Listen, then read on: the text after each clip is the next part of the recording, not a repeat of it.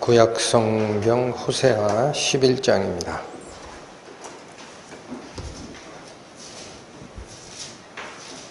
구약 성경 1265페이지 호세아 11장 1절부터 11절까지의 말씀입니다.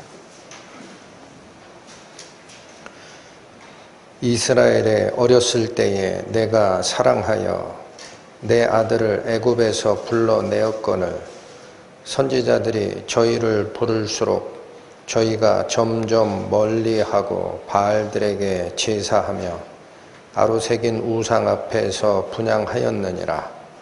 그러나 내가 에브라임에게 걸음을 가르치고 내 팔로 안을지라도 내가 저희를 고치는 줄을 저희가 알지 못하였도다. 내가 사람의 줄 곧 사랑의 줄로 저희를 이끌었고 저희에게 대하여 그 목에서 멍에를 벗기는 자같이 되었으며 저희 앞에 먹을 것을 두었었노라. 저희가 애굽 땅으로 다시 가지 못하겠거늘 내게 돌아오기를 싫어하니 아수르 사람이 그 임금이 될 것이라.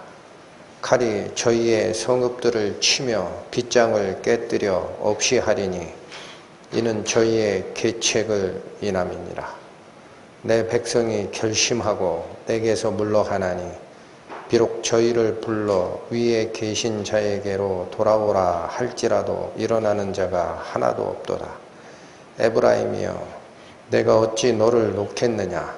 이스라엘이여 내가 어찌 너를 버리겠느냐. 내가 어찌 너를 아드마같이 놓겠느냐. 어찌 너를 수보임같이 두겠느냐. 내 마음이 내 속에서 돌아서 나의 긍휼이 온전히 불붙듯 하도다. 내가 나의 맹렬한 진노를 발하지 아니하며 내가 다시는 에브라임을 멸하지 아니하리니 이는 내가 사람이 아니요 하나님임이니라. 나는 네 가운데 거하는 거룩한 자니 진노함으로 네게 임하지 아니하리라. 저희가 사자처럼 소리를 발하시는 여호와를 좇을 것이라. 여호와께서 소리를 발하시면 자손들이 서편에서부터 떨며 오되 저희가 애굽에서부터 새같이 아수르에서부터 비둘기같이 떨며 오리니 내가 저희로 각 집에 머물게 하리라. 나 여호와의 말이니라. 기도하시겠습니다. 하나님, 오늘도 하나님의 성품을 배우고자 말씀을 열었습니다. 하나님께서 당신의 성품의 두 가지 속성, 공의와 사랑을 설명하셨음에 오늘은 하나님의 그 바다와 같은 사랑의 의미를 새기는 시간 갖고자 하오니 저희의 마음을 열어서 저희 생각을 붙들고 있는 고집을 버리게 하여 주시고 하나님의 사랑의 참뜻이 무엇인지 가슴으로 받아 저희의 행로를 바꿔가는 저희 될 수 있도록 인도하여 주옵소서. 예수님의 이름으로 기도 올립니다. 아멘. 사람이 살아가는 세상에서 가장 위대한 사랑을 꼽으라 하면은 어머니의 사랑으로 얘기들을 합니다. 전 우주에서 가장 위대한 사랑을 꼽으라 하면은 당연히 하나님의 사랑입니다. 그렇다면 어머니가 자식에게 보이는 그 사랑이 위대하고 또 그 사랑의 원래 원천이 되었던 하나님의 사랑이 위대한 이유는 무엇일까요? 왜 그 사랑들을 우리는 위대한 사랑, 궁극적 사랑이라고 표현을 하느냐?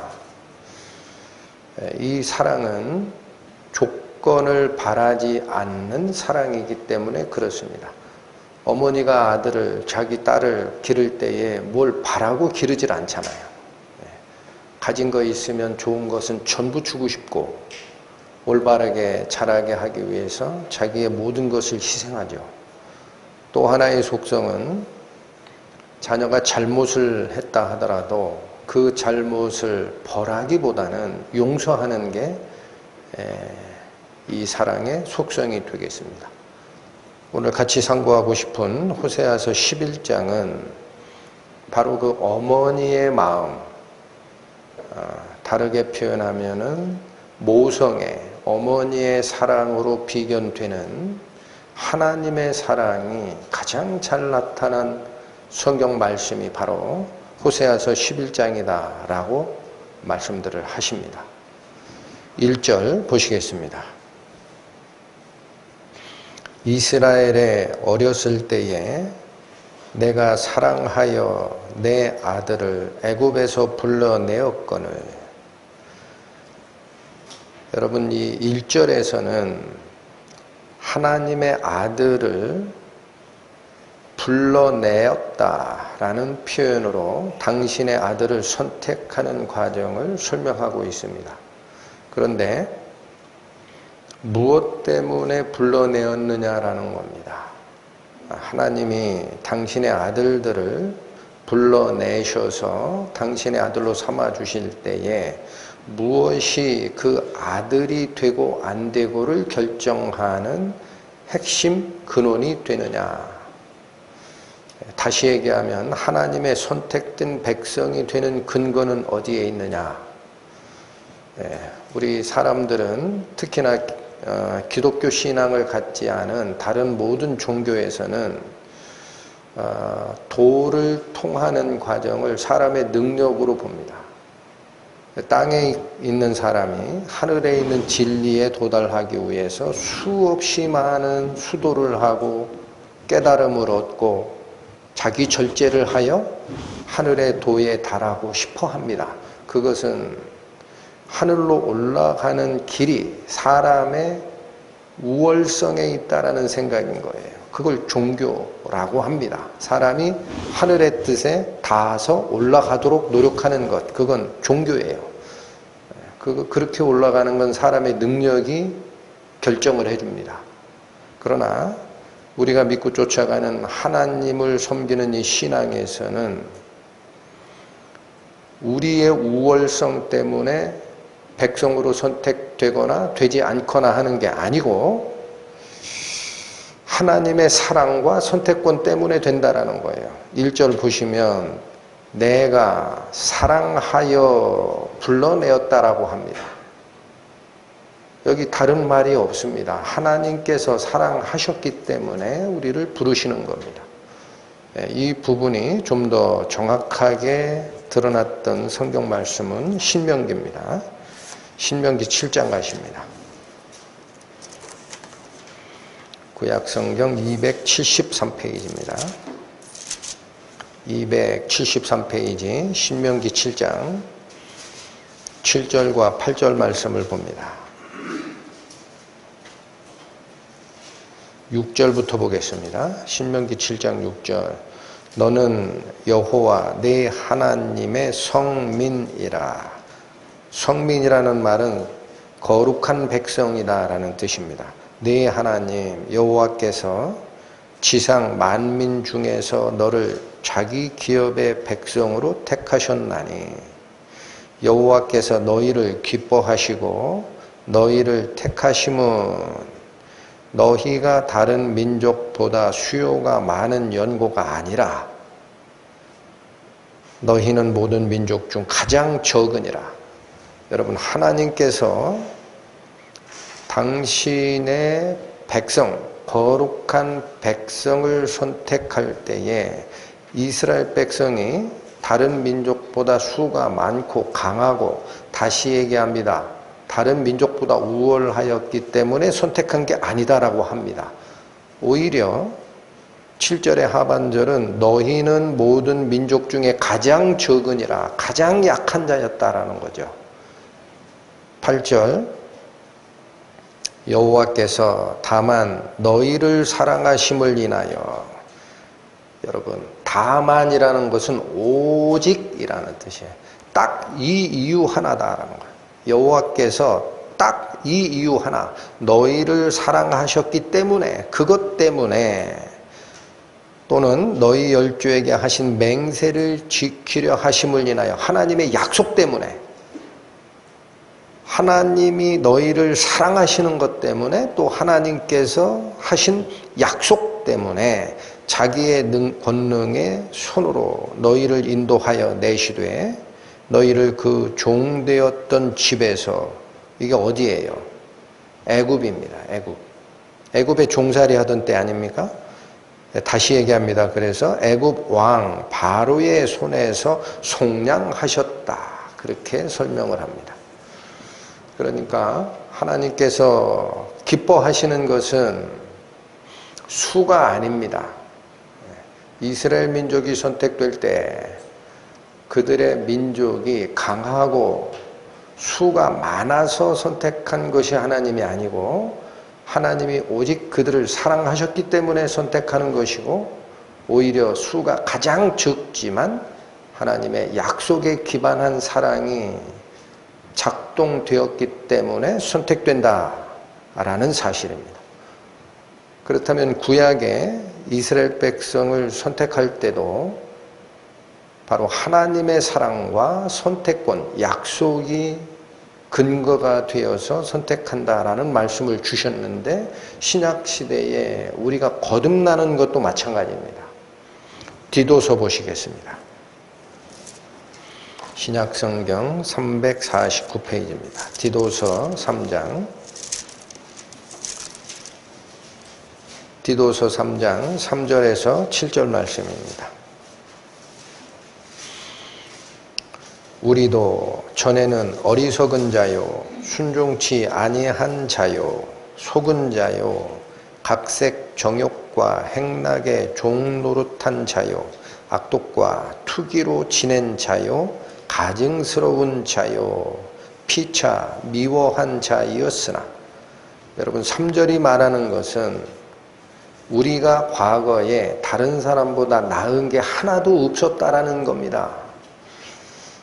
본질상 진노의 자녀이었고, 똑같이 가증스러운 자였고, 똑같이 음행한 자였고, 똑같이 행락한 자였고, 종노릇하던 자였다. 4절 갑니다. 우리 구주 하나님의 자비와 사랑, 사람 사랑하심을 나타내실 때에 우리를 구원하시되 우리의 행한 바 의로운 행위로 말미암지 아니하고, 여러분 4절과 5절의 상반절이 얘기하는 것은, 4절의 핵심은 우리 구주 하나님이 사람을 사랑하시는 그 일을 역사하실 때에, 그러니까 뭐가 맨 첫 번째에 쓰는 겁니까? 하나님의 사랑입니다. 하나님이 사랑하고자 했다라는 거예요. 죄인이지만 그렇게 하실 때에 5절 상반절, 우리를 구원하시되 우리의 행한 바 의로운 행위로 말미암지 아니하고, 그렇습니다. 구원받고 선택받는 자가 그렇지 못한 사람들보다 우월하기 때문에, 뛰어나기 때문에, 더 착하기 때문에 선택받는 게 하나도 없다라는 거예요. 이어집니다. 오직 이것밖에 없습니다. 그의 긍휼하심을 쫓아, 하나님이 우리를 불쌍히 여기시는 그 마음을 쫓아서 중생의 씻음과 성령의 새롭게 하심으로 하셨나니, 여러분 우리가 구원받게 되는 가장 핵심이 이겁니다. 하나님이 우리를 불쌍히 여기셔서 지옥 보내는 그 사안을 너무 안타깝게 여기셔서, 중생의 씻음이라는 것은, 중생은 거듭중 날생입니다. 거듭남입니다. 거듭남으로 우리를 죄로부터 깨끗한 상태로 만들어 주셨다. 이게 중생의 씻음입니다. 여러분 기독교 신앙에서 또 하나 많은 사람들이 착각하는 게 뭐냐, 하나님의 자녀가 부름을 받아 하나님의 자녀로 섰다가 자기의 죄악된 속성이 점점 씻겨지고, 무엇으로 씻겨지고? 봉사와 신앙생활과 예배로 또 찬송으로 점점 씻겨지고 드디어 하나님이 얘기하시는 어떤 기준선을 넘어버리면 나는 하나님의 자녀로 선택된다라는 생각들을 가지고 있는 분들이 있습니다. 그렇게 죄에서 씻어지는 방법이 없어요. 확실히 기억하셔야 됩니다. 거듭남으로 씻어버리는 거예요. 여기 더러운 걸레가 있습니다. 더러운 걸레. 그 안에서 계속적으로 더러움을 뿜어내고 있는 죄인된 사람의 속성, 더러운 걸레. 자꾸 빨아보십시오. 뭐만 나옵니까? 떼꾸정물만 나옵니다. 그걸 자꾸 빤다고 해서 걸레가 깨끗한 의료용 거지가 되질 않아요.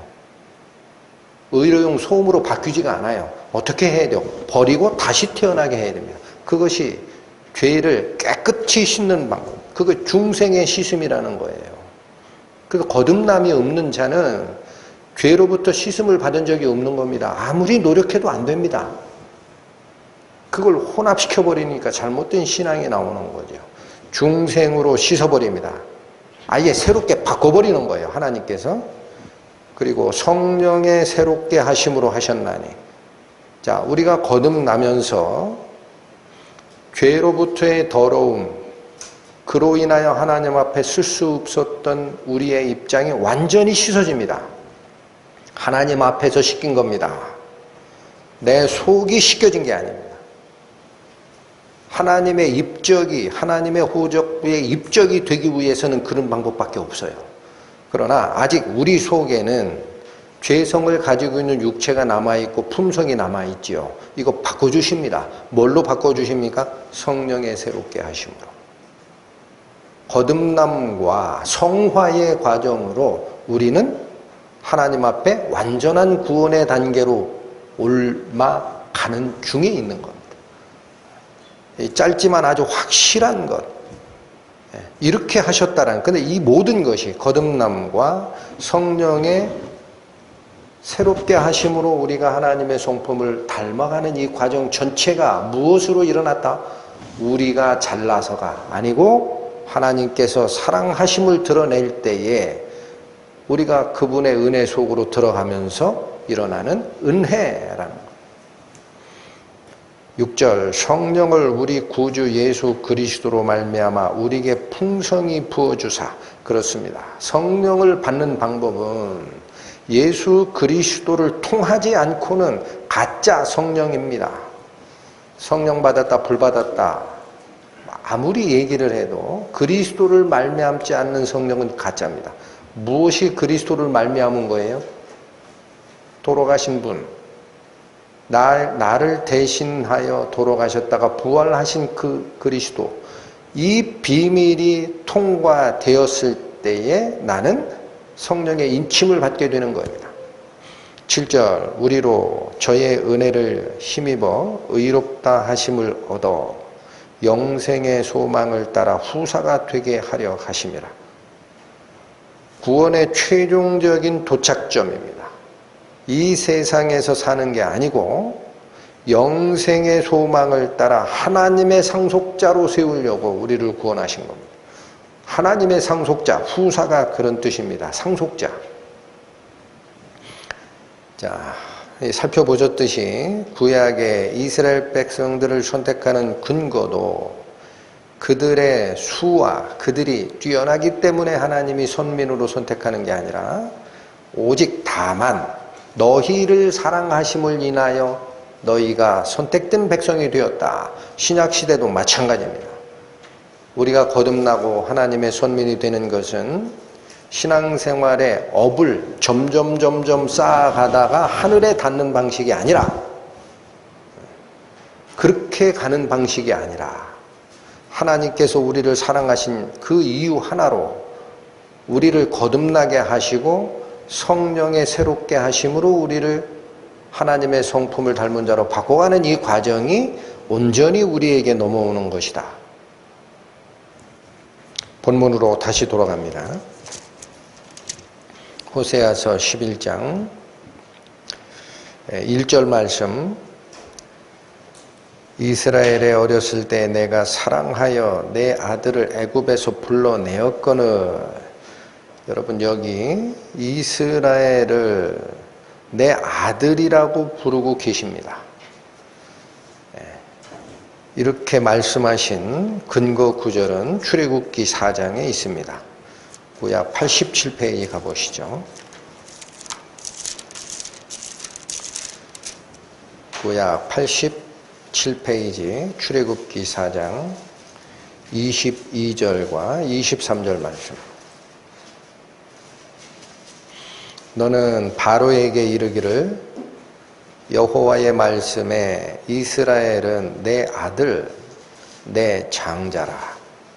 내가 네게 이르기를 내 아들을 놓아서 나를 섬기게 하라 하여도 네가 놓기를 거절하니 내가 네 아들 네 장자를 죽이리라 하셨다 하라 하시니라.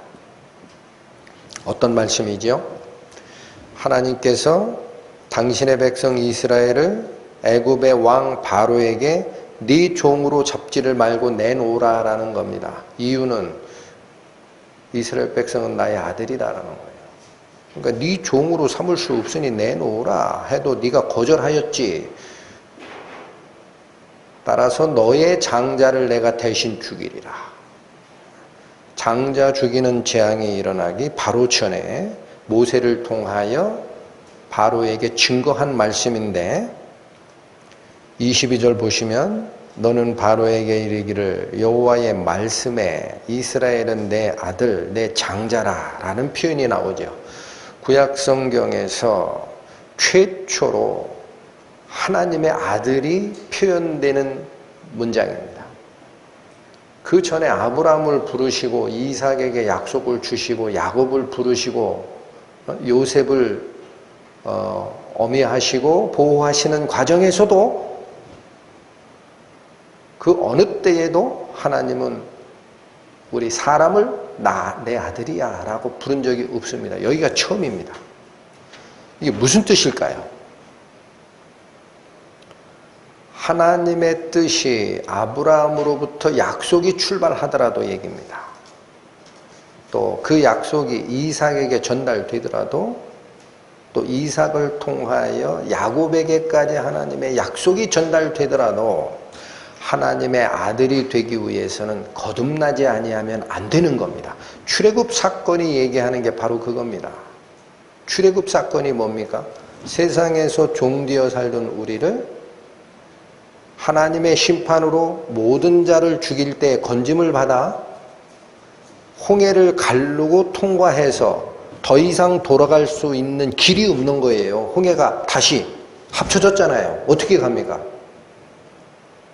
그게 거듭나고 세례를 통하여 바다와 구름 사이에서 같이 세례를 받고 광야로 나온 자, 그게 거듭난 자입니다. 바로 그 거듭남의 사건을 정확하게 나타내는 것이 구약의 출애굽 사건인 겁니다. 그래서 바로 이 사건에서 하나님은 이제 내 아들이라고 하는 거예요. 이제 내 아들이다.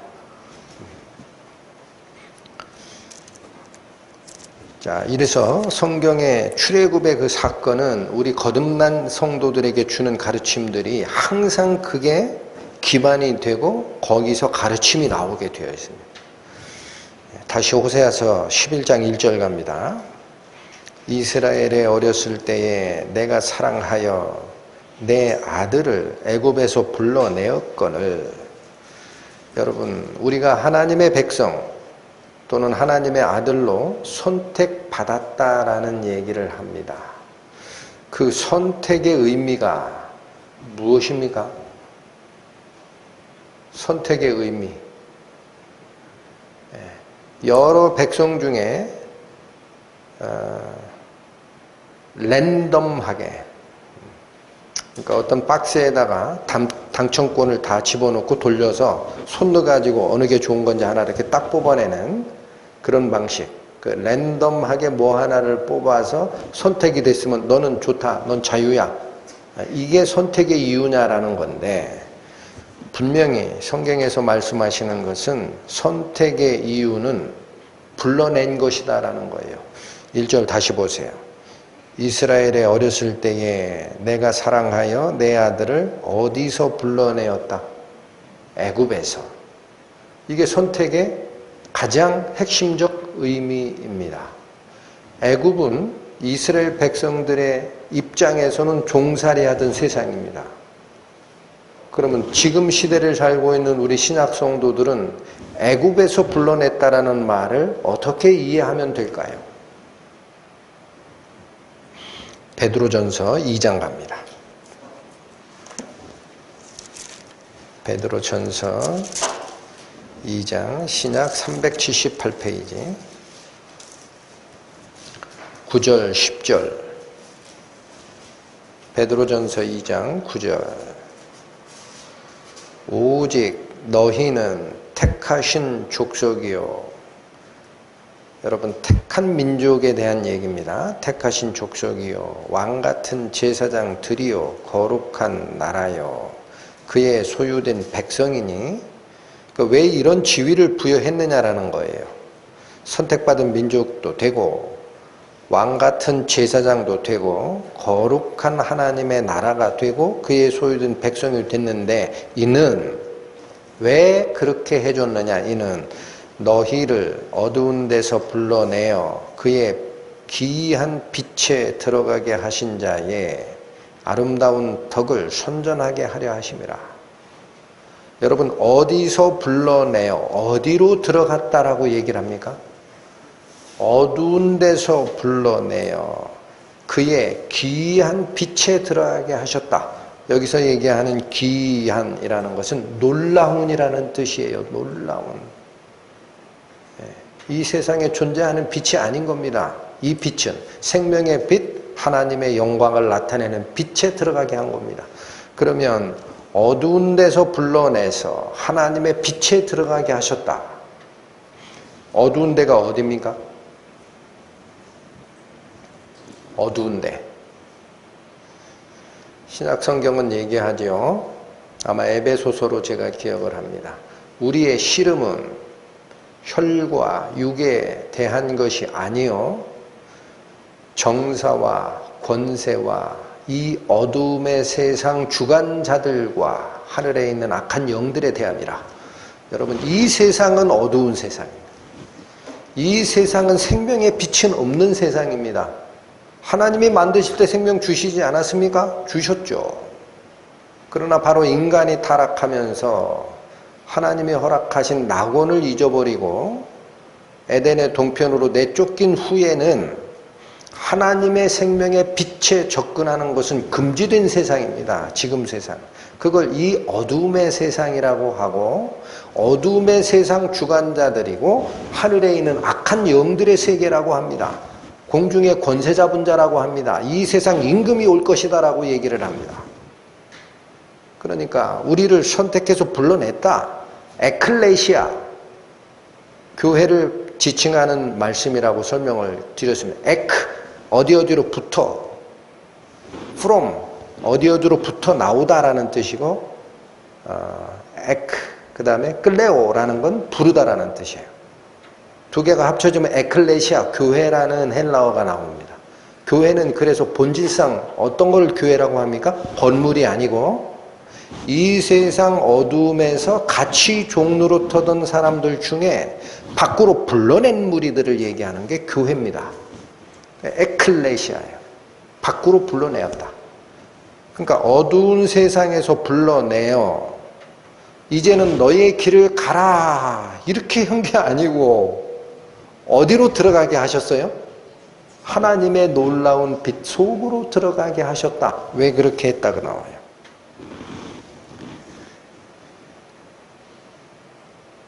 이는 너희 어두운 데서 불러내어 그의 기이한 빛에 들어가게 하신 자 하나님의 아름다운 덕을 선전하게 하려고. 이게 불러냄의 핵심입니다. 그러니까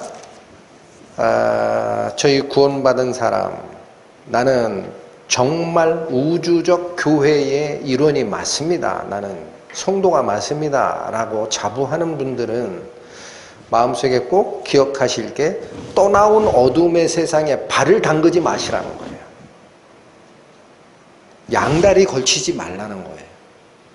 어둠의 세상에서 불러내어 그의 놀라우신 빛 속으로 들어가게 하신 자가 계신데 옛날이 그리워서 슬쩍 뒷다리 하나 이렇게 걸치고 있어요.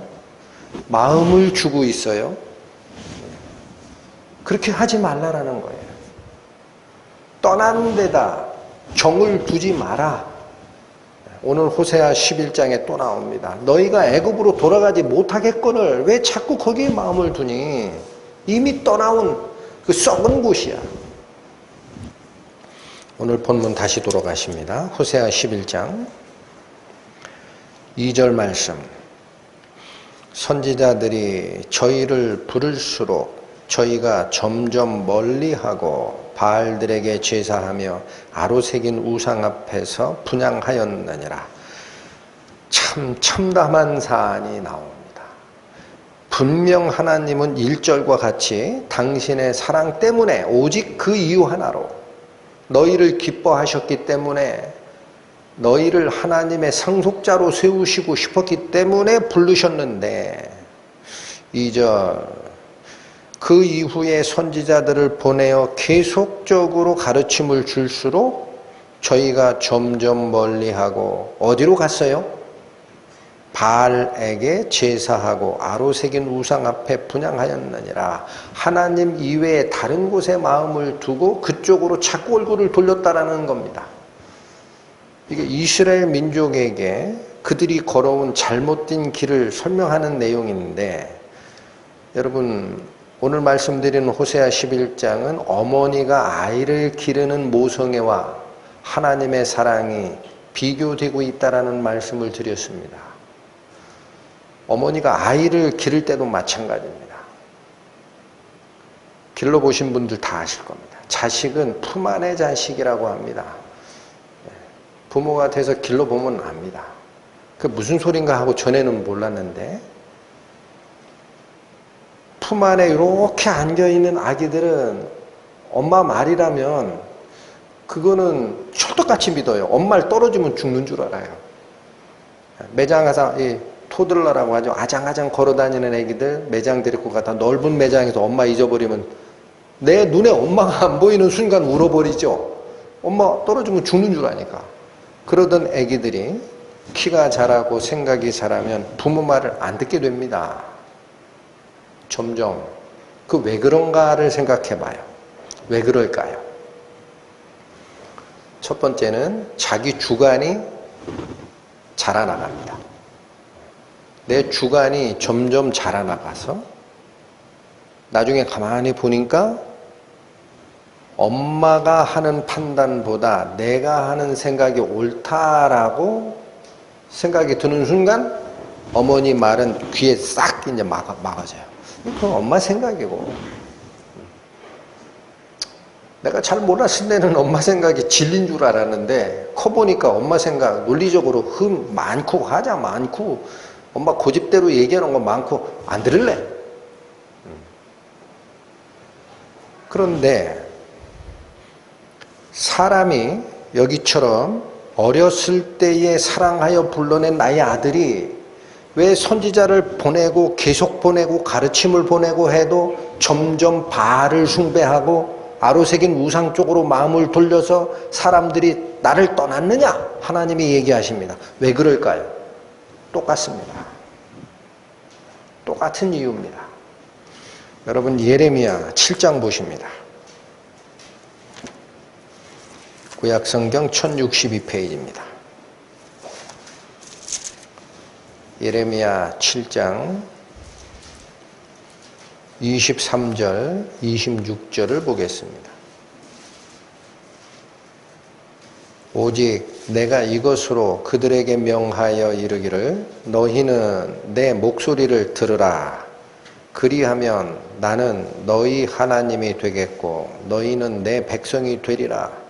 너희는 나의 명한 모든 길로 행하라. 그리하면 복을 받으리라 하였으나, 이게 하나님이 우리를 훈계하시는 올바른 길에 대한 지침입니다. 그랬으나 24절 그들이 청종치 아니하며 귀를 기울이지도 아니하고, 여러분 이유가 나옵니다. 자기의 악한 마음의 꾀와 강팍한 대로 행하여 그 등을 내게로 향하고 그 얼굴을 향치 아니하였다. 왜 하나님을 등지고 하나님을 향하여야 하는 얼굴을 반대로 돌리게 된다라고 나옵니까? 자기의 악한 마음의 꾀와 강팍한 대로 행하기 때문이다라는 거예요. 자, 여기 하나님을 쫓아가는 우리 모두는 생각을 할 게 있습니다. 나는 악하지 않습니다 라는 사람 손 들어보세요.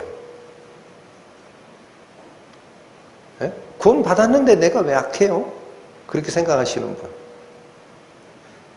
여전히 마음은 안 바뀌어 있습니다. 육신을 쫓아가는 마음이 있어요. 그게 원래 악하고 삐뚤어진 마음이라고 합니다. 여기서 승낙이 내 마음속에서 그래, 나는 구원을 받았어도 아직 내 속에 있는 마음은 악해 라는 자기 인정이 있지 않는 한은 하나님의 교훈은 겉돌게 되어 있습니다. 수박 겉핥기예요. 여러 번 설교를 들어도 안 됩니다. 그게 무슨 말인지 몰라요. 안 악하다고 속에서 항변하고 있는 한은 가르침이 안 들어옵니다. 자, 여기 다시 보십니다. 이유를 자기의 악한 마음에 뭐와 뭐대로 행하면 하나님을 떠납니까? 자기의 악한 마음의 꾀와 강팍한 대로 따라서 행하면 하나님 말씀은 등 뒤로 던지게 되어 있다는 거예요. 여기 꾀라는 게 뭐냐? 자기 전략입니다. 자기 판단, 자기 생각. 세상은 이렇게 사는 게 훨씬 나아. 그게 꾀예요, 꾀. 그런데 여기 강팍하게 행하였다라고 나오죠. 이 강팍이라는 것은 좀 어려운 단어인데 그냥 우리말로 쉽게 하나 딱 꼬집어라 그러면 고집대로라는 거예요. 고집대로. 너무 쉬워요. 자기가 생각하는 계획대로 자기 판단과 자기 고집대로 행하면 하나님 말씀은 들려요? 안 들려요? 안 들려요. 귀를 막고 어디로 향해요? 내가 생각한 생각의 판단 기준에 따라 내 고집대로 앞으로 가게 됩니다.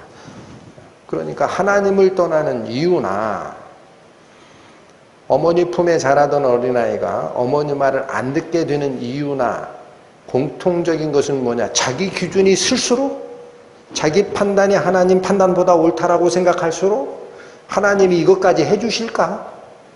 이건 내가 해야지. 어떻게 믿고 다 맡겨? 라고 생각할수록 어디를 떠나는 겁니까? 하나님의 말씀은 귀에 안 들어오고 내 생각을 붙들고 결정을 내리게 되게 되어 있습니다. 본문으로 돌아오십니다. 호세아서 11장 3절 말씀. 그러나 내가 에브라임에게 걸음을 가르치고 내 팔로 안을지라도 내가 저희를 고치는 줄을 저희가 알지 못하였도다. 그렇게 떠나도 하나님은 에브라임에게 걸음을 가르치고 내 팔로 안았고 이 과정이 저희를 고치는 상태였다라는 겁니다. 그러나 그들은 그걸 몰랐습니다. 그런데 여기 표현이 내 팔로 안고 걸음마를 가르쳤다라고 하는데 이와 관련되어 있는 구체적인 성경 기록은 신명기에 있습니다. 신명기 1장 가십니다. 구약성경 260페이지입니다. 신명기 1장 31절에서 33절 말씀. 광야에서도 너희가 당하였거니와 사람이 자기 아들을 안음같이 너희 하나님 여호와께서 너희의 행로 중에서 너희를 안으사 이곳까지 이르게 하셨느니라. 여러분, 하나님이 걸음마를 가르치고 안아서 길렀다라고 오늘 호세아서 본문이 얘기하는데 안아서 어디로 가시는 거예요?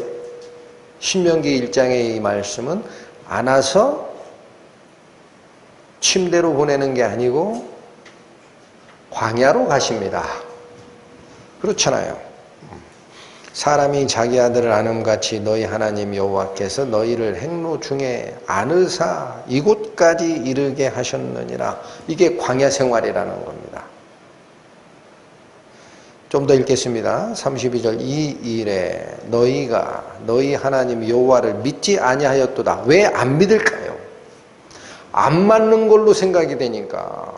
그렇잖아요. 어린아이 걸음마 가르치고 안아서 기르면 포근한 곳, 포대기소, 요람소, 침대 요 위에다 편안히 기를 것 같은데 하나님은 안아서 어디로 데리고 가셨어요? 광야로. 이게 우리를 기르는 방식이냐라는 거예요. 안 맞죠? 그러니까 광야 생활로 인도하는 하나님의 인도를 경험할수록 하나님을 믿게 됩니까? 의심하게 됩니까? 의심하게 됩니다. 어찌하여 애굽에 매장지가 없어서 이 광야까지 우리를 인도하여 여기서 죽게 하는고? 이런 불만이 나오게 돼 있는 거예요. 이곳은 먹을 것뿐만 아니라 물도 없다. 우리를 살리시려고 빼내신 하나님 맞으면 어떻게 물이 없는 곳으로 우리를 이끄시냐? 하나님을 믿어요? 못 믿어요?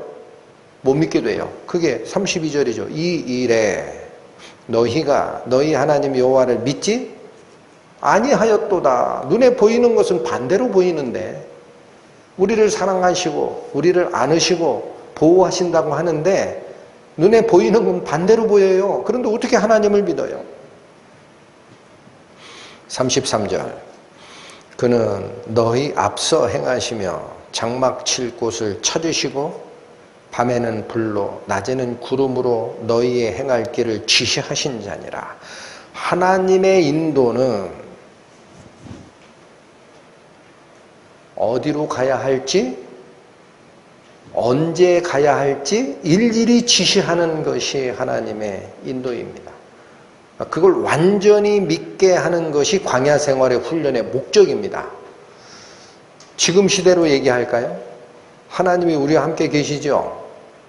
나를 구원해 주셨던 하나님만 믿으시면 안 됩니다. 지금 나랑 같이 하시는 하나님, 나를 교훈하시는 하나님, 그 하나님이 우리에게 고난을 주시고 또 우리 성도들 사이에 불편한 일이 있어도 그걸 통해 가르치고자 하는 뭔가가 있는지를 귀를 가만히 기울이고 들으셔야 되고 눈을 가만히 뜨고 보셔야 됩니다.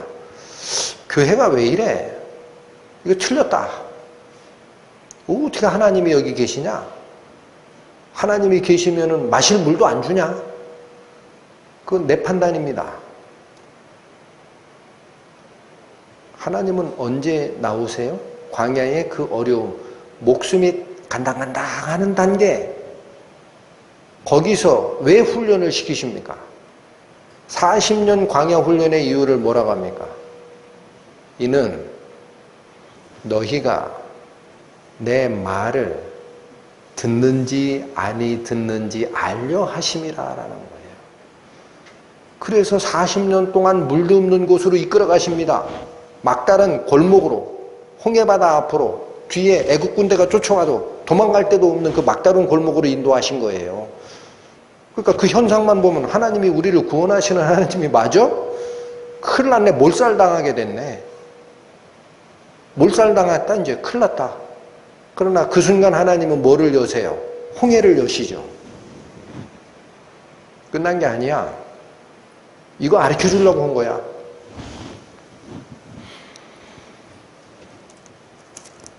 본문 다시 3절로 오시면 그러나 내가 에브라임에게 걸음을 가르치고 내 팔로 안을지라도 내가 저희를 고치는 줄을 저희가 알지 못하였도다. 왜 하나님을 믿지 않고 불만이 많고 불평을 하고 다시 애굽으로 돌아가자.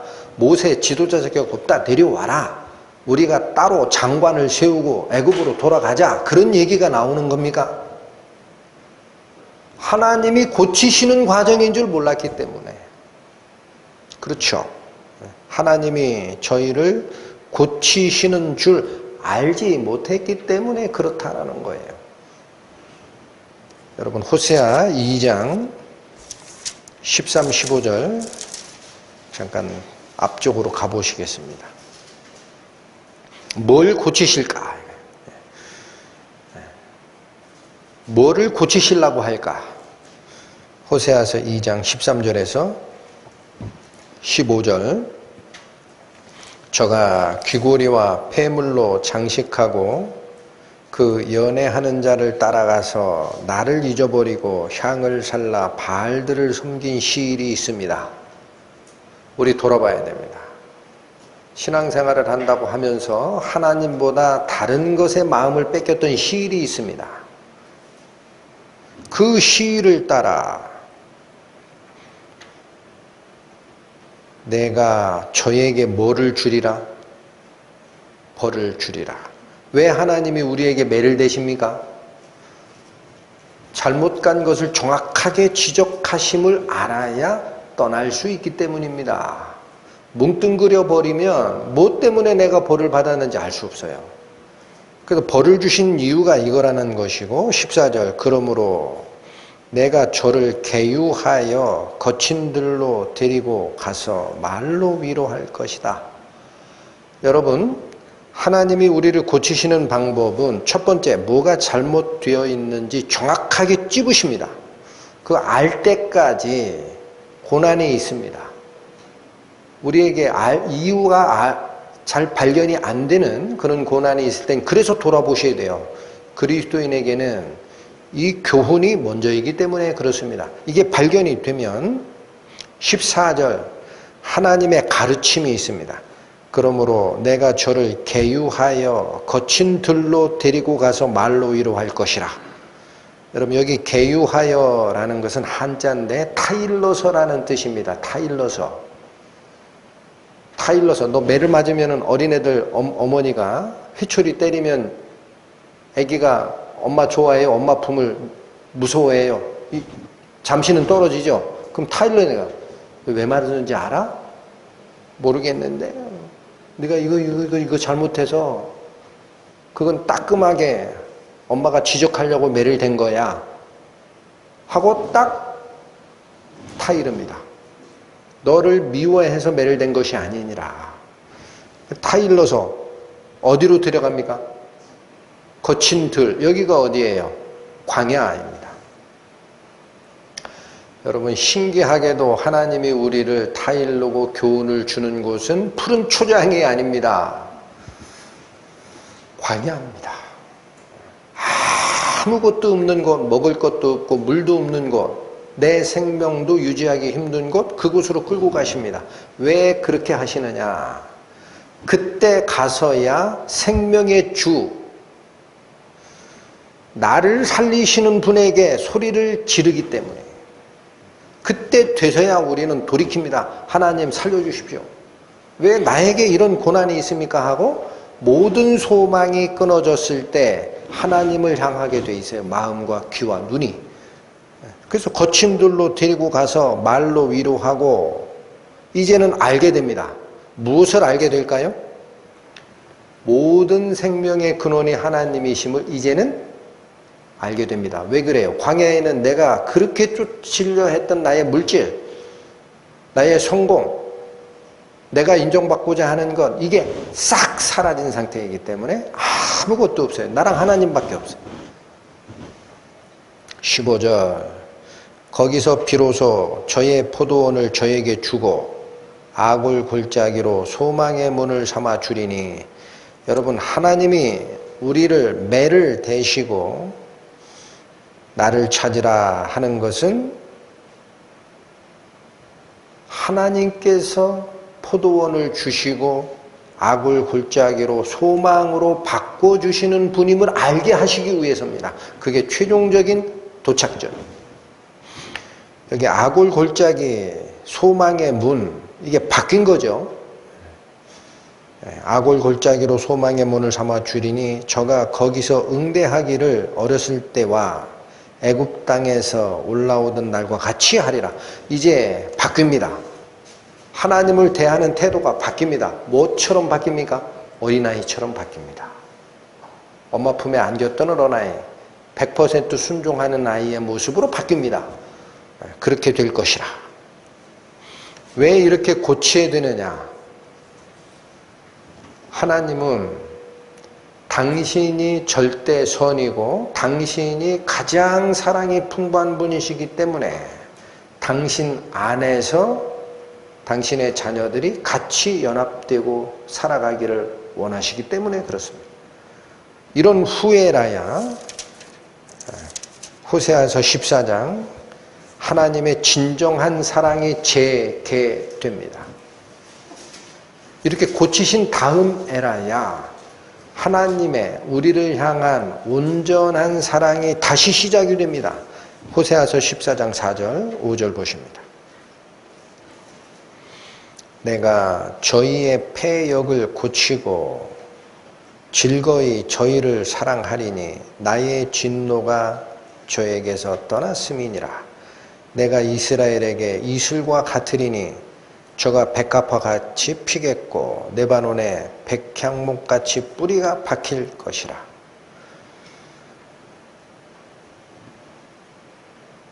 여러분, 하나님을 믿는 자가 형통한다라는 말은 물질이 우선이 되는 것이 아니고 하나님을 발견했을 때 따라 나오는 자연스러운 축복이 기다린다라는 거예요.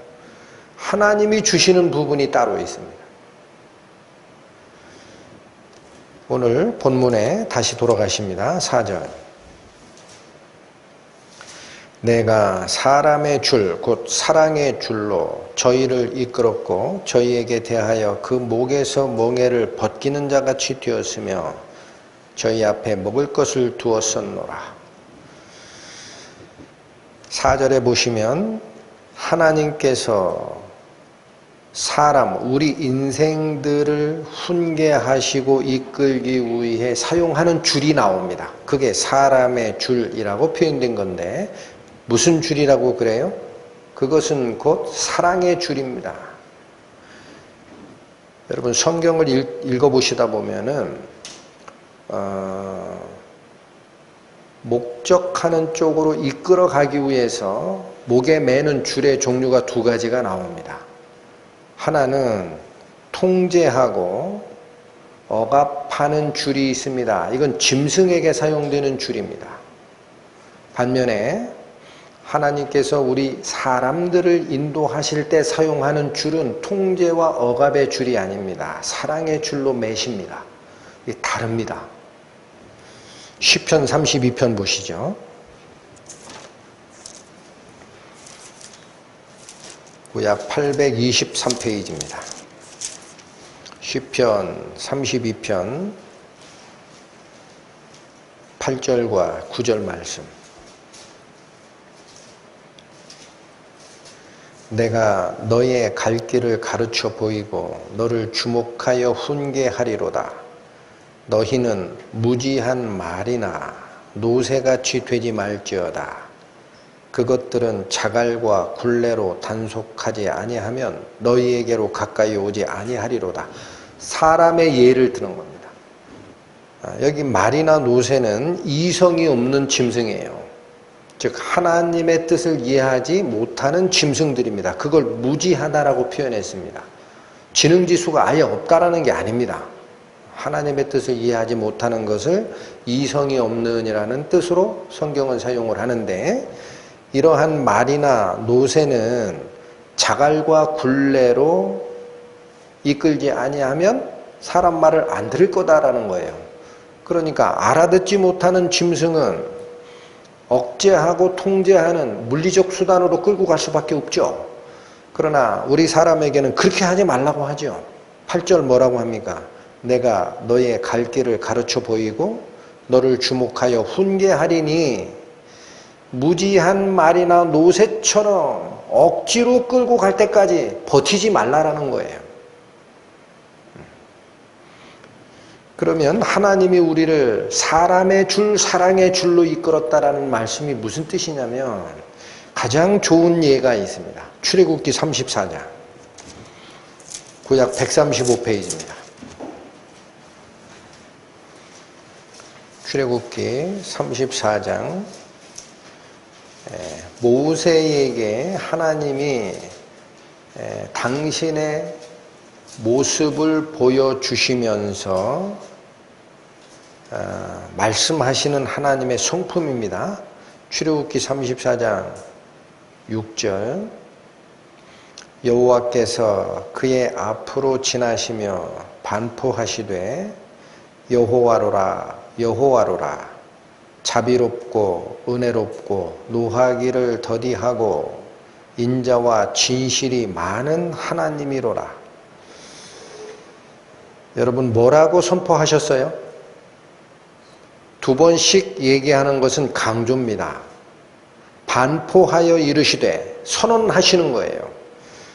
하나님이야 하나님이야 여호와로라 여호와로라. 어떤 하나님이냐? 자비롭고 은혜롭고 노하기를 더디하고 인자와 진실이 많은 하나님이로라. 7절 인자를 천대까지 베풀며 악과 과실과 죄를 용서하나 형벌 받을 자는 결단코 면제하지 않고 아비의 악을 자손 3,4대까지 보응하시는 공의의 하나님이야. 그러니까 잘 생각하십시오. 모세에게 처음 나타나서 하나님이 당신의 성품을 선언하실 때에 공의의 속성을 앞세우시지 않았습니다. 그건 7절입니다. 뭐를 앞세우시고 나오시나요? 여호와로라 여호와로라 자비롭고 은혜로운 것, 노하기를 더디하시는 것, 인자와 진실이 많은 성품을 하나님의 성품으로 앞세우시고 나옵니다. 이게 사랑의 줄입니다. 여러분 지난주에 잠깐 살폈지만 호세아서의 2장에서 하나님이 우리에게 장가 들고 싶다. 그러면 너희가 여호와를 알리라 라고 얘기할 때 하나님의 성품 5가지를 거명한 적이 있었습니다. 뭐였습니까? 내가 네게 장가들어 영원히 살되 의와 공변됨과 은총과 긍휼로 장가들이라 그랬어요. 이거 뭐라고 설명을 드렸습니까? 의는 옳고 그름의 기준입니다. 공의는 옳고 그름을 적용할 때 누구든지 공평하게 적용하는 속성을 공의라고 한다는 거예요. 권력이 있는 자든 권력이 없는 자든 배운 자든 배우지 못한 자든 돈이 많은 자든 돈이 없는 자든 나이가 많든 나이가 적든 남자든 여자든 간에 하나님은 옳고 그름을 적용할 때 공의롭게 적용을 합니다. 이게 공변됨이라는 거예요. 이해하시겠죠? 의를 적용하는 속성이 공의예요. 그 다음에 긍휼과 은총과 긍휼이 풍부하시다 그랬어요. 그럼 이 2가지 속성은 무슨 뜻이라고 설명을 드렸어요? 은총은 조건을 달지 않는 사랑입니다. 은혜입니다. 저 사람이 사랑을 받을 수 있는 자격이 있든 없든 하나님은 무조건 다 사랑하세요. 이게 하나님의 절대적인 사랑, 조건 없는 사랑, 아가페 사랑을 나타내는 용어입니다. 이게 은혜, 은총입니다. 그래, 은혜를 주려고 했더니 죄를 지었어요. 그러면 공의의 속성이 가면 어떻게 된다 그랬습니까? 벌 받아야 되죠. 그 벌을 내리면 공의의 속성은 집행이 되겠지만 하나님이 조건 없이 사랑한다는 말은 허물어지죠. 그래서 이 사랑이, 은혜가, 조건 없는 사랑이 실제 적용이 되려고 하면 어떤 과정을 거쳐야 된다? 벌을 받아야 될 거를 당신이 대신 지시고 용서하는 자비가 간다 그랬어요. 그래서 이 은혜는 하나님의 사랑이라면 자비는 뭐라고 기억하시라 그랬어요? 그 하나님의 사랑이 죄인된 인간에게 적용될 때 적용되는 원칙은 용서라는 겁니다. 용서. 의와 공의와 은총과 사랑, 용서로 이게 하나님의 속성 4가지인데 오늘 제가 살펴드린 출애굽기 34장 6절에 모세에게 여호와야 여호와야 나는 이런 하나님이야 라고 선전할 때 반포를 하실 때에 첫 번째 나온 것은 공의가 없어요. 여러분 공의가 없습니다. 자비롭고 은혜롭고 노하기를 더디하시고 인자와 진실이 많은 하나님이라. 공의는 어디로 빼요? 7절로 빼시죠. 하나님이 우리 인간에게 접근해 오실 때는 그래서 뭘로 오십니까? 사랑에 앞서 행하시는 겁니다. 그게 사람을 이끌고 가는 사람의 줄, 사랑의 줄이라는 오늘 말씀이에요. 하나님은 항상 그렇게 오십니다. 그러나 이거를 오해해가지고 할아버지가 손자 귀여워하는 것을, 그 사랑을 오해해가지고 손주가 할아버지 수염을 붙잡고 늘어지면 안 됩니다. 반드시 뒤에는 뭐가 계세요? 하나님의 공의가 있습니다. 그걸 깨닫게 하기 위해서 공의를 앞세우시지 않고 뭐를 앞세우신 거예요? 하나님의 사랑. 사랑이 더 크시기 때문에. 그러나 너희가 고칠 게 있다. 내가 너희를 사랑하지만 내 뒤에 있는 하나님의 원칙, 의와 공의가 있기 때문에 너희는 반드시 고쳐야 돼 라는 교훈이 뒤따라오는 겁니다.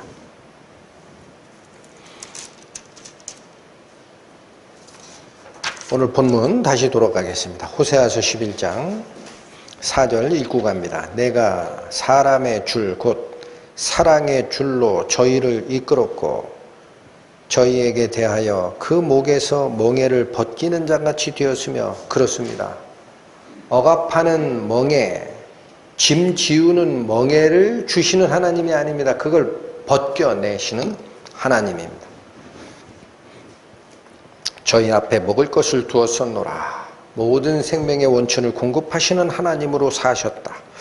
5절과 6절 봅니다. 저희가 애굽 땅으로 다시 가지 못하겠거늘, 우리 구원받은 성도는 그래서 세상으로 돌아갈 길이 막혔습니다. 홍해가 이미 어떻게 됐어요? 합쳐졌어요. 어떻게 가르고 갑니까? 못 갑니다. 못 가겠거늘 내게 돌아오기 싫어하니 아수르 사람이 그 임금이 될 것이라. 칼이 저희의 성읍들을 치며 빗장을 깨뜨려 없이 하리니 이는 저희의 계책을 인함이라.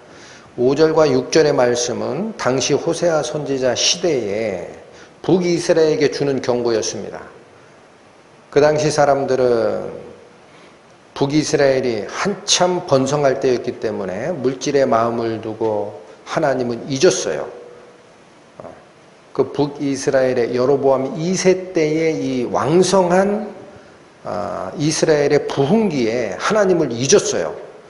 그러니까 외세와 협력하느라 아수르가 강해지니까 하나님을 의지하지를 않고 아수르를 의지해서 외세를 막아보자라는 인간적인 계책을 실행했던 때입니다. 이게 하나님을 믿지 않고 누구를 믿어요? 사람 간의 연합, 동맹을 믿어요. 국가 간의 동맹을 믿고. 그 하나님은 어디 가셨어요? 그러니까 아수르 사람이 그 임금이 될 것이라는 게 뭐예요? 너희가 애굽에서 나왔잖아. 종살이 하던 거 내가 뽑아냈지, 어렸을 때에. 근데 내가 나를 믿지 않고 세상적인 계책과 동맹과 정치 역학적으로 하나님을 잊고 네가 좋은 사람 쫓아가? 이방 나라를 쫓아가? 가봐. 어떻게 되는지 알아? 아수르 사람이 너의 임금이 될 거야. 그 말은 바꿔 얘기하면 너 아수르 의지하지? 나중에 아수르의 종노릇하게 될 거다라는 거예요. 아수르 종노릇할 것밖에 없어. 나를 믿지 않고 왜 이방 사람을 믿니? 6절 칼이 저희 성읍들을 치며 빗장을 깨뜨려 없이 하리니 이는 왜 이런 벌이 나오는 줄 알아? 저희의 계책을 인함이라. 너희가 머릿속에 계획 세우고 했던 것이 하나님을 의지하는 게 아니라 네 머릿속에서 짜낸 정치역학적 군사적 전략이었기 때문에 그게 하나님을 배반한 거라는 거예요. 그것이. 그러니까 그 아수르 사람이 너랑 동맹한 것처럼 보이지만 결과적으로 주님 오시기 전 722년에 북이스라엘이 아수르에게 멸망당하는 겁니다. 이 말 그대로.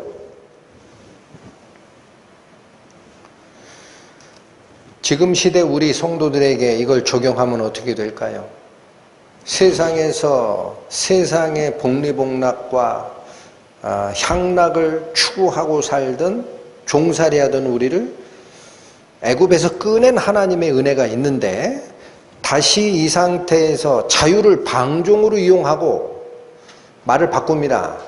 하나님께서 주신 자유는 그분의 신비한 빛 속에서 하나님을 선전하라고 준 자유인데 여기를 떠나서 세상과 다시 연합합니다. 아수르라는 다른 세상. 내 계책에 따라 내 인생 이렇게 살 거야 하고 가면 다시 그 세상의 종로로 타는 자가 될 것이다 라는 뜻입니다. 우리에게도 똑같이 주는 경고입니다. 7절 갑니다. 내 백성이 결심하고 내게서 물러가나니 비록 저희를 불러 위에 계신 자에게로 돌아오라 할지라도 일어나는 자가 하나도 없도다. 하나님이 안타깝게 여기시는 마음이 7절에 아주 그대로 배어 있어요. 내 백성이 결심하고 내게서 물러가나니라고 되어 있죠. 여러분, 여기 결심하고 라고 되어 있는 이 단어는 원래 히브리 원전에 가보면은 매달리다, 굽어지다 라는 단어입니다. 뜻이 잘 안 들어오시죠? 그러니까 결심하고 내게서 물러가나니 라는 이 말은 내게서 물러가는 것에 매달리나니 라는 거예요. 집착한다라는 거예요. 하나님을 떠나는 방법에 자꾸 집착을 합니다. 왜? 귀찮으니까. 거치적거리니까. 나의 자유에 자꾸 거치적거리니까. 잔소리같이 들리니까 어떻게 하면 저걸 떠날까? 이게 집착하는 거예요. 그런데 또 하나의 뜻이 매달리다, 또 하나의 뜻이 벤트, 굽어지다라는 거예요. 왜곡되다라는 거예요. 하나님을 향한 것이 바른 것인데 세상을 향하여 굽어지다라는 뜻입니다. 이런 마음으로 백성들이 행했기 때문에 우리 성경에서는 뜻을 받아서 그냥 결심하고 떠났다라고 얘기한 거예요. 하나님을 결심하고 떠났다. 아, 싫다 이제 하나님. 그 우연히 떠난 게 아니에요. 우연히 유혹에 걸려서 넘어진 게 아니고 마음속에서 기준이 잘못 서 있으면 여러분 잘 기억해야 됩니다. 내 기준이 벤트 이렇게 휘어져 있으면은요, 휘어진 길을 따라가면서도 그게 곧은 줄 알아요.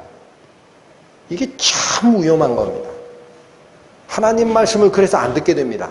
왜냐? 내 기준대로는 이게 맞는 건데 왜 자꾸 하나님 엉뚱한 얘기하지? 이게 맞다니까.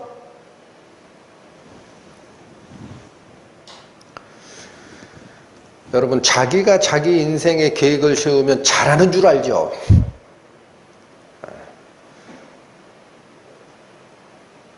저는 사실 지금까지 걸어온 길을 가만히 보면은 놀지는 않았습니다. 사람이 얘기하는 바대로 하면은 성실했습니다.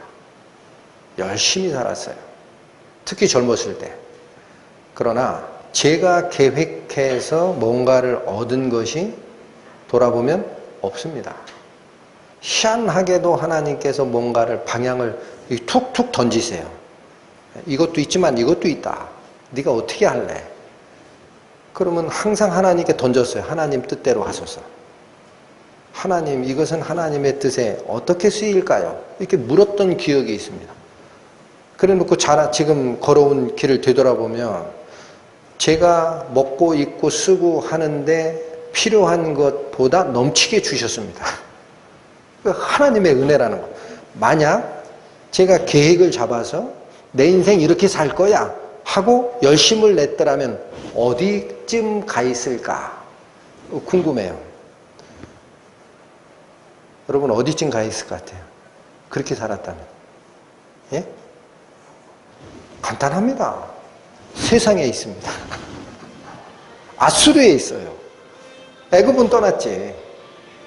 다시 아수르로 가 있을 거야. 한참을 지나면 그때 아는 거예요. 아이쿠, 내가 세운 계획이 내가 생각하기에 꾀를 냈지만 하나님이 인도하는 길과 반대쪽으로 굽어 있었구나를 나중에 알게 됩니다. 그래서 어떻게 하라는 거예요? 하나님을 의지해야죠.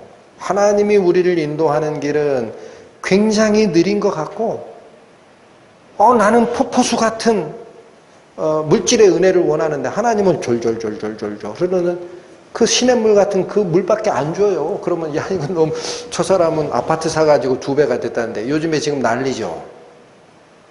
주식해서 막 뛴다니까 청년들이 뭐라고 하냐면은 저 사람 다 벌었는데 나는 왜 안 벌어? 해가지고 지금 주식 들어가요. 그거 위험해요. 응? 개미가 그거 상토 꼭지에서 잡는 겁니다. 그거 눈 돌리지 말라는 거예요. 한방 왕창 그런 거 없습니다. 하나님은 우리에게 필요한 걸 그대로 공급하십니다. 여러분 이사야서 8장 잠깐 보십니다. 이사야 8장 구약성경 974페이지입니다. 5절에서 7절 말씀. 여호와께서 다시 내게 일러 가라사대 이 백성이 천천히 흐르는 실로아 물을 버리고 르신과 느말리아의 아들을 기뻐하나니 그러므로 주 내가 흉룡하고 창일한 큰 하수 곧 아수르 왕과 그의 모든 위력으로 그들 위에 덮을 것이라. 여러분 이 말씀이 무슨 말씀인지 아십니까? 하나님께서 이사야 선지자를 통하여 북이스라엘에게 경고하는 말씀인데 이 백성들이 천천히 흐르는 실로아 물을 버렸다라는 거예요. 이게 하나님입니다. 예루살렘 성 안으로 흘러들어가는 실로아 물입니다. 실로아 물이라는 게. 그 생명을 유지할 정도지 큰 애굽강, 유프라테스강 이런 강이 아니에요. 그 천천히 흐르는 실로아 물을 버렸다. 하나님의 인도를 버린 거예요. 왜? 너무 목마르다라는 거예요. 그거 먹고 어떻게 사냐. 좀 더 먹고 싶다. 그래서 어디를 선택했어요? 르신과 느말리아의 아들을 좋아해서 쫓아갔다. 여러분 이 역사적으로 나오는 단어라 잘 이해가 안 되실 겁니다. 르신은 그 당시 아람 왕입니다. 이스라엘 위쪽에 있는 지금으로 얘기하면 시리아 지역을 통치했던 신약시대로 얘기하면 다메섹 있죠. 그 지방을 통치했던 지역이 그게 아람국이에요. 그 왕이 르신이었고 르말리아의 아들이라는 것은 북이스라엘의 왕 중에 베가라는 자가 있습니다. 이 베가가 반역을 일으키고 기존 왕의 반역을 일으키고 자기가 정권을 잡은 다음에 이 베가 왕이 한 일이 뭐냐, 위에 있는 아람이 굉장히 커졌거든요. 그때 국세가. 그러니까 그하고 동맹 맺어가지고 아수르고 뭐고 우리가 동맹에서 다 쳐버립시다 하고 하나님을 떠난 게 이 느말리아의 아들 베가입니다. 그러니까 이스라엘 백성들이 뭐를 더 의지한 거예요?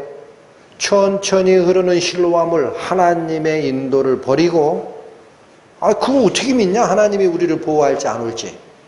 우리나라 위쪽에 지금 아람국이 엄청나게 강해졌는데 그 사람하고 동맹 맺어야지.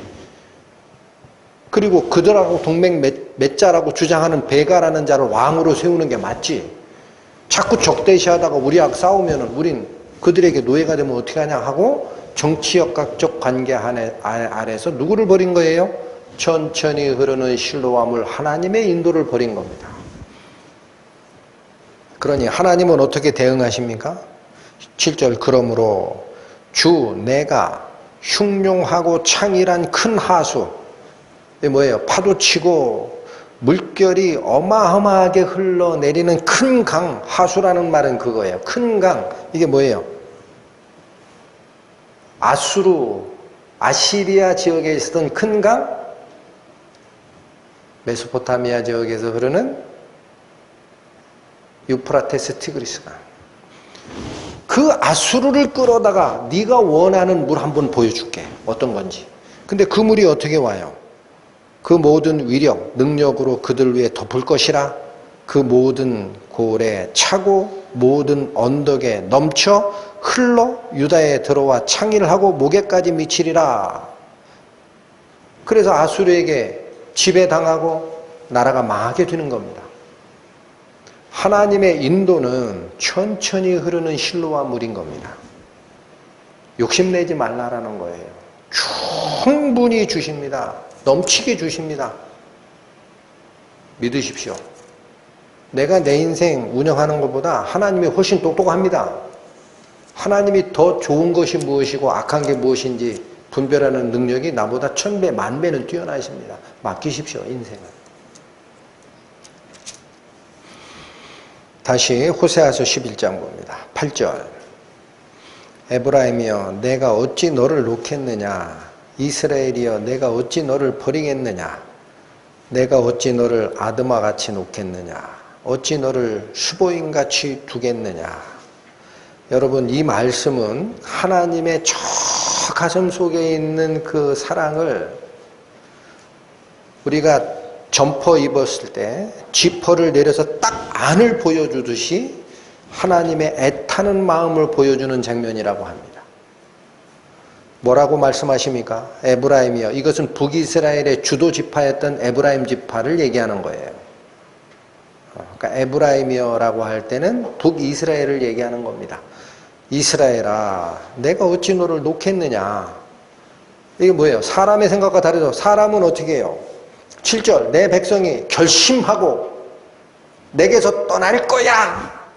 하나님의 사랑의 줄로 나를 인도한다고 하는데 나 귀찮아요. 줄 좀 끊읍시다. 제발. 나 좀 귀찮게 하지 말라니까. 하고 자꾸 떠나려고 하는데 하나님은 뭐라 그래요? 내가 어찌 너를 놓겠냐. 죽어도 못 놓는다. 나를 떠날 수 없다 너는. 그죠? 이게 하나님의 마음이에요. 어찌 나를 떠나려고 하느냐. 왜 안 놓으실까요?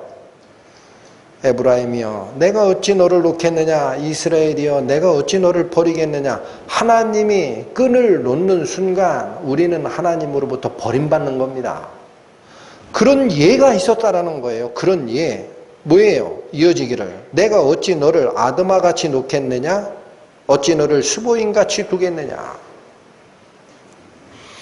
여러분, 아드마와 스보임이라는 장소는 복음집회 때 여러 번 설명드렸습니다. 그래도 잊어먹으셨죠? 소돔과 고모라와 아드마와 스보임과 하는 그 5가지 성이 소돔 고모라의 멸망 때 같이 멸망한 성이에요. 그러니까 아드마와 스보임이 왜 멸망했다는 거예요? 하나님이 보호하는 줄을 놓으셨을 때 그게 곧 저주라는 겁니다. 그게 곧 심판이고 우리가 죄악에 빠지는 이유도 그겁니다. 저희가 마음에 하나님 두기를 싫어하며 하나님께서 저희의 상실한 마음대로 내어버려 두사 합당치 못한 일이 나오는 거예요. 하나님의 보호의 끈이 우리를 딱 끊고 떠나시면 우리는 죄 속에 그대로 드러나게 되어 있습니다. 그게 저주고 심판이고 죄악에 빠지는 겁니다. 그게 아드마와 스보임같이 너 나를 자꾸 떠나려고 하느냐, 결심하고 나에게 돌아서려고 하느냐, 그러지 마라. 그런 순간 너는 심판과 저주와 죄악 속에 빠지는 것밖에 없어. 그러니까 이어지기를 내 마음 내 속에서 돌아서 나의 긍휼이 온전히 불붙듯 하도다. 하나님이 공의의 속성을 가지고 계시지만 제가 자꾸 내 아들인데 나하고 연결된 끈을 끊고 결심하고 내게서 떠나려고 한다. 그러니까 하나님의 무슨 마음이 작동되는 거예요? 가만히 보니까 공의의 마음 말고 뭐가 있어요? 긍휼의 마음, 사랑의 마음, 하나님의 성품이 확 돌아서는 겁니다. 그래서 이 마음이 불붙듯 하는 거예요. 내가 어찌 너를 놓을 수 있느냐. 내가 사랑한 자인데. 내 속에서 돌아서 하나님의 뜻이 바뀌는 겁니다. 나의 긍휼이 온전히 불부르듯 일어난다. 나는 너 못 놓는다. 어떻게 놓냐? 9절 내가 나의 맹렬한 진노를 바라지 아니하며 내가 다시는 에브라임을 멸하지 아니하리니 이는 내가 사람이 아니요 하나님이라. 그렇습니다. 사람은 내 마음에 안 들어서 저자를 내가 한 번은 치리라 이렇게 보복의 마음이 들면 사랑이 식습니다. 하나님은 사람이 아닙니다. 하나님은 보복의 마음이 아니라 공의의 심판에 진노가 일어나시더라도 그거보다 뛰어난 뭐가 있어요? 하나님의 사랑이 이걸 덮으십니다. 그게 인간과 다른 거예요. 하나님은 사람이 아니기 때문에 그렇게 하실 수 있다라는 거예요. 이어집니다. 내가 네 가운데 거하는 거룩한 자니 진노함으로 내게 임하지 아니하리라. 우리와 하나님이 동행하시는 한 우리가 하나님의 사랑을 입은 백성이 된 이상 애굽으로 돌아갈 수도 없고 최종 결정은 우리는 진노 속에 방치될 수 없습니다. 왜 그렇습니까? 하나님의 사랑이 속에서 불붙듯하게 일어나시는 분이기 때문에 이게 바로 사랑의 하나님, 진노를 뛰어넘는 긍휼의 하나님이라는 겁니다. 여러분, 저는 이 말씀을 상고하다가 옛날에 그런 사례가 있었다고 합니다. 어린 토들러 아장아장 걸어다니는 아기를 둔 어머니인데 시장에 나가서 장사를 안 하면 애를 먹일 게 없어요. 그러니까 시장 옆에다 조그맣게 좌판 벌려놓고 장사하는데 아기는 돌아다니려고 하죠. 그러니까 옛날에 어떻게 했다 하냐면 고무줄로 맸대요. 아기 허리, 엄마 허리, 고무줄. 예, 웬만큼 늘어나는 길이 있겠죠? 더 가려고 하면 더 땡깁니다. 그렇죠? 그게 하나님이 우리를 놓지 못하는 이유라는 거. 그게 사랑의 줄이에요. 억압의 줄이 아니라. 얘가 더 가다가 위험한 곳에 빠지지 않게 매는 줄이에요. 그건. 사람을 이끌고 있는 하나님의 줄, 사랑의 줄. 더 이상은 나를 떠나지 말라. 어딜 떠나려고 그래. 이 줄 끊으려고 자꾸 하는데 큰일 나. 더 나가면 차에 치여. 갈 수 없다.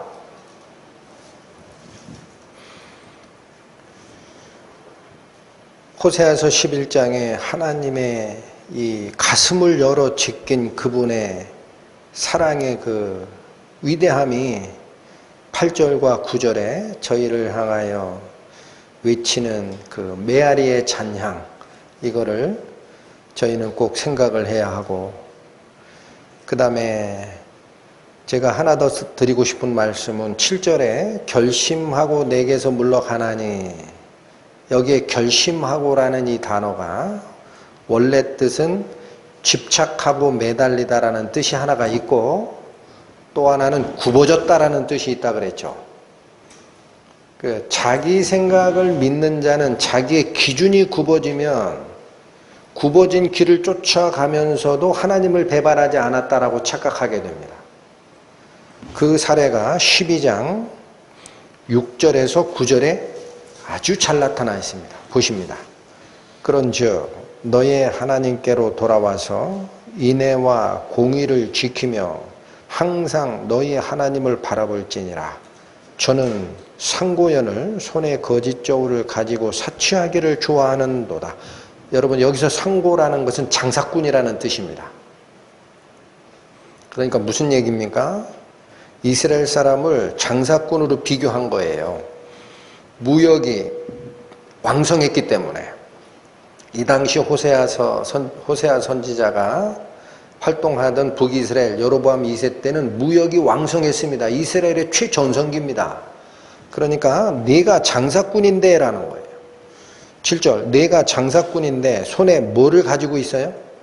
거짓된 저울을 가지고 사치하기를 좋아합니다. 그러니까 이런 거예요. 누가 물건을 가지고 옵니다. 그럼 내가 살 때는 저울을, 어떤 저울을 써요? 덜 나가는 저울을 써요. 그 1kg을 사는데 900g짜리 저울을 씁니다. 그럼 이거 900밖에 안 되니까 1kg 값 못 쳐줍니다. 900g 값 쳐줄게요 하고 주고, 내가 팔 때는 뭐를 써요? 1kg짜리 물건을 1kg 100g 나가는 저울로 씁니다. 그럼 저 사람이 1kg 사간다고 하는데 900밖에 안 달아도 1kg가 나가죠. 이게 뭐예요? 잘못된 저울을 쓰는 거예요. 기준이 바뀌었다라는 거예요. 기준이. 두 가지 기준을 쓴다라는 겁니다. 남을 대할 때 똑같은 기준을 쓰는 게 아니라 나에게 유리한 기준을 두 가지를 선정을 합니다. 해놓고 장사를 했다라는 겁니다. 그러니까 9절, 에브라임이 말하기를 나는 실로 부자라. 왜 부자예요? 두 가지 기준으로 부당이득을 취했기 때문에. 그런데 이분이 하는 말 들어보세요. 에브라임이 하는 말. 에브라임이 말하기를 나는 실로 부자라. 내가 재물을 얻었는데 무릇 나의 수고한 중에서 죄라 할 만한 불의를 발견할 자 없으리라. 나는 철저하게 열심히 살은 결과 이 인생의 재물도 획득하고 누리고 사는 거요. 내가 거짓한 적이 없어. 그렇죠. 내가 한 행동 중에 불의한 게 뭐 있어? 내가 누구 사기쳤어?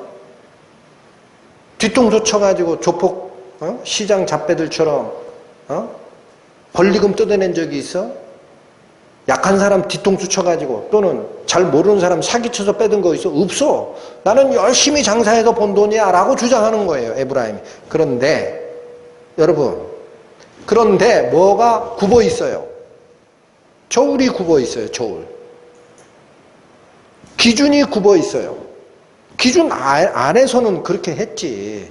그러나 기준 자체가 굽어 있으면 그거 죄죠. 그거 모른다는 거예요. 기준이 두 개면 하나님의 말씀이 와도 나는 하나님 말씀 지켰어 라고 생각하기 딱 좋다라는 얘기입니다. 그 기준이 오늘날을 살고 있는 우리 성도들에게는 뭡니까? 여러분 질문 드리겠습니다. 그 기준이 있습니다. 우리 안에. 뭘까요? 내 속에 있는 삐뚤어진 자아입니다. 꼭 기억하십시오. 내 속에 있는 나의 기준이 있습니다. 그게 나는 옳다라고 생각을 합니다. 내 마음은 깨끗하다라고 생각합니다. 그러나 어느 순간 일이 이상하게 되고 하나님 말씀이 내가 생각하는 기준과 다른 게 뭔가 올라오세요. 말씀이 올라오신다고. 귀 속에 쟁쟁, 마음에 가끔 그러면 나는 돌아봐야 됩니다. 내 기준이 잘못됐구나. 이거 삐뚤어진 내 기준으로 자꾸 보고 있는 거구나. 이걸 모르니까 하나님은 이런 자를 어떻게 하십니까? 어떻게 하실까요? 재교육합니다. 군사훈련소 다시 입소시킵니다. 그게 뭐예요? 9절이에요. 내가 애굽 땅에서 나음으로부터 나는 네 하나님 여호와니라. 내가 너로 다시 장막에 거하게 하기를 명절일에 하던 것 같게 하리라. 광야 생활 다시 시작해. 그래야 알 것 같다. 삐뚤어진 자를 쫓아가는 그 행동이 본인이 생각하기엔 100% 거짓된 게 없고 불의를 발견할 자 아무도 없어라고 주장하지만 결국은 기준이 하나님을 떠난 굽어있는 기준인 자는 그게 삐뚤어진 자입니다. 그거 가지고 아무리 생각해봐야 안 되는 거예요. 다시 입소시킵니다. 광야 훈련학교에. 저희를 이끌어가는 하나님께서 당신의 사랑을 그렇게 11장에 드러내시고 나서 12장에 네 기준 똑바른지 안 똑바른지 다시 봐라라는 교훈 가슴에 새기고 남아있는 시간 걸어가는 저희 될 수 있기를 기대합니다. 기도하시겠습니다. 하나님 감사합니다. 호세아 선지자를 통하여 저희에게 주는 교훈의 말씀과 하나님의 불붙는 듯한 사랑의 마음을 들었습니다. 저희가 이 마음을 조금이라도 나누어 받아서 용서하는 그 실행의 삶, 남을 나보다 낮게 여기는 겸손의 삶 살아갈 수 있도록 인도하여 주옵소서. 예수님의 이름으로 기도 올립니다. 아멘.